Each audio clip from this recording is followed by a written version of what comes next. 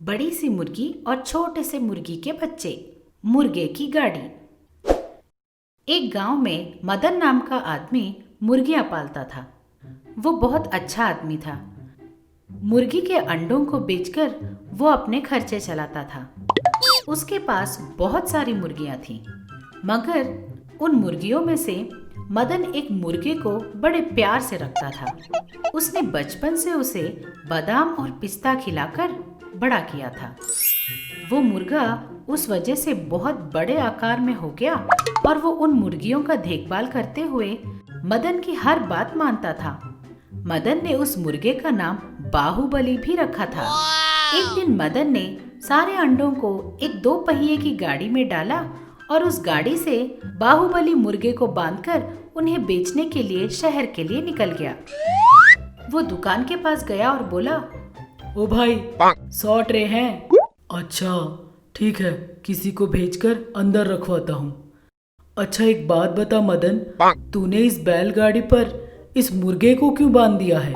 अगर वो मुर्गा अचानक से उड़ा तो क्या करेगा यार? अरे यार, वो मुर्गा उड़ेगा नहीं, मैं जो बोलूं वही करता है। वैसे भी वो मुर्गा वुर्गा नहीं, मेरा बाहुबली है। बाहुबली? लेकिन बाहुबली तो प्रभास है ना? वो तो सिर्फ मूवी में ही बाहुबली है, लेकिन मेरा मुर्गा सचमुच का बाहुबली है। अच्छा। इस तरह दोनों बातें कर रहे थे कि वहाँ विनय नाम का आदमी आया। नमस्ते मदन भाई। हाँ नमस्ते नमस्ते।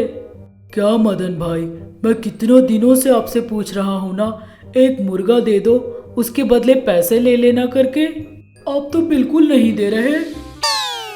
देख भाई, मैं उन मुर्गियों को खाने के लिए नहीं बेचता, वो मुझे अंडे दे रहे हैं, मैं उन्हें बेचना नहीं चाहता।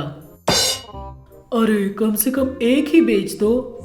नहीं, एक बार मैंने मना कर दिया ना, बार बार उसी के बारे में मत पूछो। चलो जाओ यहाँ से। ठीक है भाई, चलता हूँ, देखता हूँ कब तक मुर्गियाँ नहीं बेचते। ऐसा बोलते हुए वो वहाँ से चला जाता है।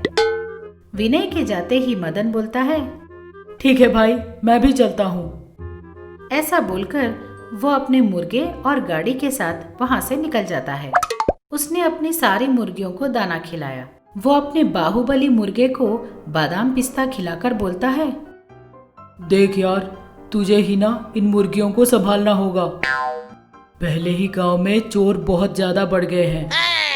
तब बाहुबली बोला, ठीक है भैया। ठीक है यार, मैं जरा सोकर आता हूँ। ऐसा बोलकर वो अपने कमरे में सोने के लिए चला गया। इधर विनय, जिसने मदन से मुर्गी मांगी थी, अपने एक दोस्त काशी से बात कर रहा था। काशी बोला, क्यों भाई, इतने गुस्से में क्यों हो? और नहीं तो क्या, वो आदमी, मैंने एक मुर्गी मांगी थी तो बेचने के लिए मना कर दिया। उससे मैंने मुफ्त में थोड़ा ही ना मांगा था, मैं तो उसे पैसे भी देने वाला था। विदेशी मुर्गियों को खा के बड़े दिन हो गए हैं और मेरा बहुत मन भी कर रहा है करके कितने बार पूछा है, जानता है तू? अरे देता नहीं है तो जाने देना, अपने पास क्या मुर्गियों की कमी है यहाँ? नहीं यार, उसे सबक तो सिखाना ही पड़ेगा। सबक सिखाएगा? क्या करेगा? अगर हम उसकी फार्म की सारी मुर्गियों को उठा लें तो कैसा रहेगा? हाथ लग गए ना तो आपको जेल जाकर वहाँ सलाखों के पीछे बैठना पड़ेगा।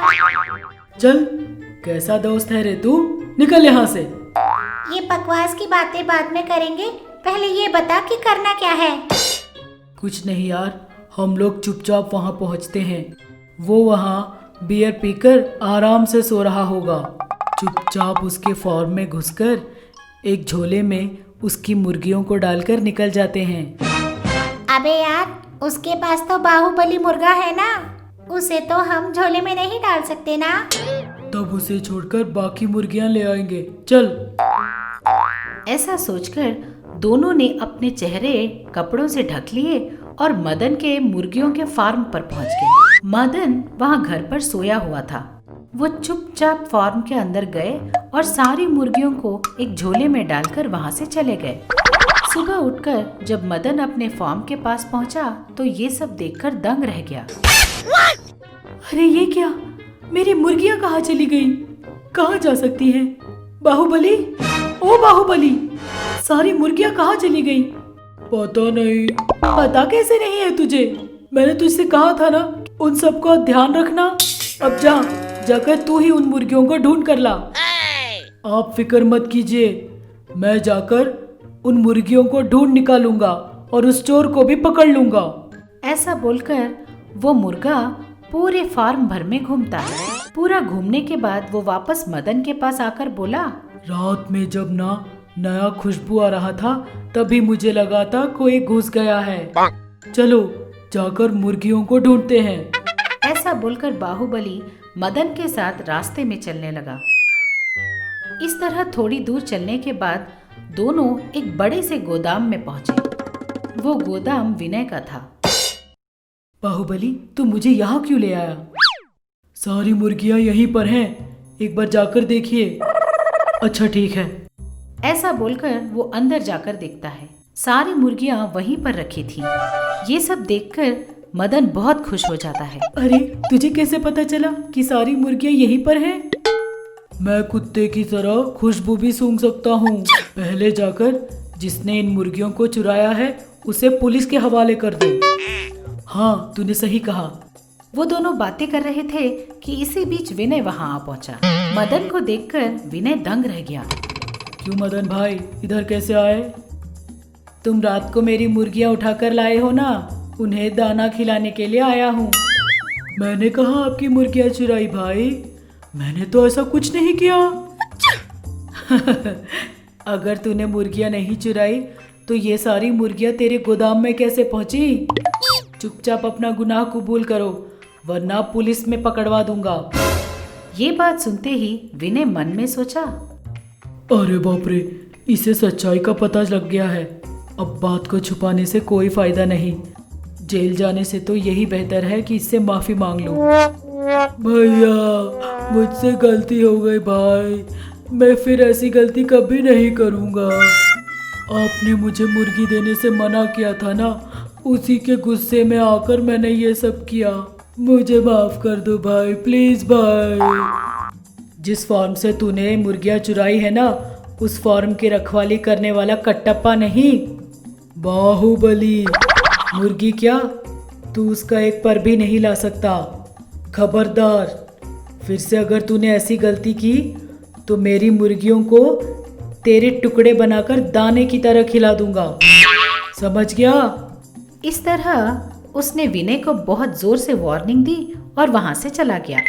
मदन के वहां से चले जाते ही विनय ने मन में सोचा, बाप रे बाप, मुझे इसकी मुर्गियों से दूर ही रहना होगा। मेरी किस्मत अच्छी थी कि वो भला इंसान है और इसीलिए उसने मुझे छोड़ दिया, वरना आज मेरा हाल पता नहीं क्या होता। बाप रे बाप। इस तरह वो मन में सोचता है। आप सबको प्रणाम, मैं आप सबकी मनपसंद सास हूँ। हाय, और मैं आप सबकी चहेती बहू हूँ। अब से आप लोगों का मन बहलाने के लिए और आप लोगों को खुश करने के लिए हम महा टीवी के साथ आप लोगों से मिलने आ रहे हैं। तो अब देर किस बात की, अभी हमारे चैनल को सब्सक्राइब कीजिए। नोटिफिकेशन के लिए घंटी बजाना ना भूलिए। आपको सास पसंद है या बहू पसंद है, कमेंट्स में जरूर लिखिए। देखते रहिएगा महा टीवी।